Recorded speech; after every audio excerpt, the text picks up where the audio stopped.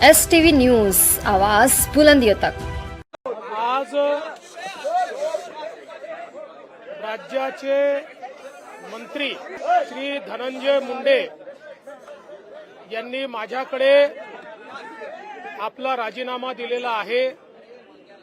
त्यांचा राजीनामा मी स्वीकारलेला आहे आणि पुढील कारवाई करता तो माननीय राज्यपाल महोदयांकडे पाठवलेला आहे। त्यामुळे मंत्री धनंजय मुंडे यांना राजीनामा स्वीकारून या ठिकाणी मुक्त करण्यात आलेलं आहे। ताई, आज धनंजय मुंडे यांनी मला तुम्हा सर्वांना मी आता जे बोलते आहे ते सर्व चॅनल्सनी कृपया नोंद करून घ्यावी। गेले काही आठवडे झाले जेव्हापासून मी शपथ घेतली आहे या विषयावर मी वेळोवेळी व्यक्त झालेली आहे आणि आज मी सकाळी गव्हर्नर साहेबांबरोबर निघाले होते। तोपर्यंत विमानामधून उतरेपर्यंत मला महाराष्ट्रामध्ये मुंबईमध्ये काय चाललंय हे मला नागपूरमध्ये माहीत नव्हतं। आपण मला जे एकदम माईक लावून प्रश्न विचारला तोपर्यंत मला अजून कल्पना नाही, अजूनही माझं कोणाशी मुंबईत बोलणं झालेलं नाही। पण एखादी इंस्टाग्रामवरची गोष्ट बघून माझ्या लक्षात आलंय की मुंबईत काय चाललंय आणि त्याच्या निमित्ताने आपल्याला, कारण मी पंकजा गोपीनाथ मुंडे आहे म्हणून या विषयावर मी व्यक्त होणं आपली अपेक्षा आहे, त्याप्रमाणे मी व्यक्त होत आहे। मी जे व्यक्त होत आहे त्याचा आपण सर्वांनी सन्मान ठेवावा। मी जे बोलणार आहे त्याच्यानंतर कुठल्याही प्रश्नोत्तरासाठी जागा राहणार नाही। हा विषय अत्यंत ह्युमन विषय आहे, माणुसकीच्या दृष्टीने महत्त्वाचा विषय आहे। मला आपण प्रश्न विचारणार आहात त्यापूर्वी मी हे सांगते की काही व्हिडिओ सोशल मीडियावर व्हायरल झाले संतोष देशमुखांना मारण्याच्या संदर्भातले।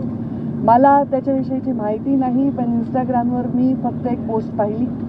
ते व्हिडिओ उघडायची किंवा बघायची माझी हिंमत देखील झाली नाही, कारण ज्यांनी त्यांना एवढ्या अमानुषपणे मारलंय आणि एवढ्या अमानुषपणे मारून त्याचा व्हिडिओ केलाय त्यांच्यामध्ये जेवढी निर्मनुष्यता आहे किंवा ह्या व्हिडिओचा काहीतरी आपल्याला वापर करायचा असा काहीतरी कोणीतरी प्रयत्न करत असेल त्याच्यामध्ये पण जी निर्मनुष्यता आहे ती माझ्यामध्ये नाही, ते बघण्याची माझी हिंमत नाही। संतोष देशमुखांच्या हत्येनंतर मी पहिल्यांदा मुख्यमंत्री महोदयांना पत्र दिलं होतं आणि 12 डिसेंबरला मी याच्यावर संपूर्ण भाषण माझं आपण पहा ऑनलाईन आहे, मी व्यक्त झालेली आहे। आता यामध्ये कोण आहे काय नाही, कोण इन्व्हॉल्व आहे, कोणाचा हात आहे हे केवळ आणि केवळ तपास यंत्रणेलाच माहिती आहे। त्यामध्ये कुठलाही हस्तक्षेप मी करण्याचं कारण नाही। एवढं मात्र नक्की सांगते की ज्या मुलांनी ही हत्या केलेली आहे त्या मुलांच्या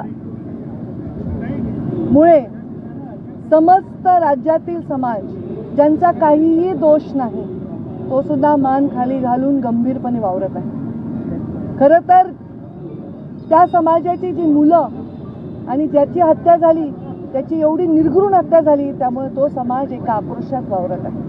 खरं तर समाज आणि जात याच्यावर बोलायची गरज नाही, पण आता परिस्थितीच अशी आहे प्रत्येक गोष्ट जातीवर जाते। गुन्हेगाराला कुठलीही जात नसते, अमानुषपणे कोणाला निर्दयीपणे संपवणाऱ्याला कुठलीही जात नसते आणि त्याच्यावर एक निर्णय घेणाऱ्या राज्यकर्त्याला सुद्धा जात नसली पाहिजे। जेव्हा या खुर्चीवर आम्ही बसलो, मी बसले, तेव्हा मी एक शपथ घेतलेली आहे, आमदारकीची शपथ घेतलेली आहे। कुठलाही ममत्व भाव न बाळगता, कोणाविषयी कसलाही आकस किंवा द्वेष न बाळगता काम करायला पाहिजे यावर मी ठाम आहे। संतोष देशमुखांच्या झालेल्या निर्घृण हत्येवर निषेध व्यक्त करताना मी मनापासून क्षमा मागते त्याच्या आईची, कारण ज्या मुलांनी ही निर्घृण हत्या केली आहे ते माझ्या पदरात असते, माझ्या पोटचे असते तरी मी हेच म्हणले असते की त्यांना कडक शासन करा। याच्या पलीकडे कोणताही राजकीय नेता, एखादं व्यक्तिमत्व कोणीही भाष्य करू शकणार नाही। आज अजून एक तुमचा एकदम उतावळेपणा येतोय की मी काय गंभीर बोलते याच्याकडे दुर्लक्ष करून, तर धनंजय मुंडेंचा राजीनामा झाला आहे, मी त्याचंही स्वागत करते। हा राजीनामा फार आधी व्हायला पाहिजे होता, हा राजीनामापेक्षा शपथच नाही व्हायला पाहिजे होती, तर या सगळ्या गोष्टींना पुढच्या भोगांना कदाचित सामोरं जावं लागलं नसतं। घेणाऱ्यांनी सुद्धा आधी घ्यायला पाहिजे होता, धनंजयनी सुद्धा आधी राहायला पाहिजे होता। या सगळ्या वेदनांपासून कदाचित गरिमामय त्याला एक मार्ग मिळाला असता। त्यांनी सांगितलं असेल, मला माहीत नाही त्यांचं स्टेटमेंट काय आहे. मी त्याच्यापेक्षा लहान बहीण आहे आणि बहीण असली तरी आम्ही वेगळ्या वेगळ्या पक्षात काम केलं होतं. पण कोणत्याही आईला, बहिणीला, परिवाराला वाटत नाही आपल्या परिवाराच्या सदस्याला या दुःखातून जावं लागेल. पण जेव्हा आपण खुर्चीवर बसून विचार करत असतो तेव्हा आपण राज्याच्या प्रत्येकाचा सारखा विचार केला पाहिजे.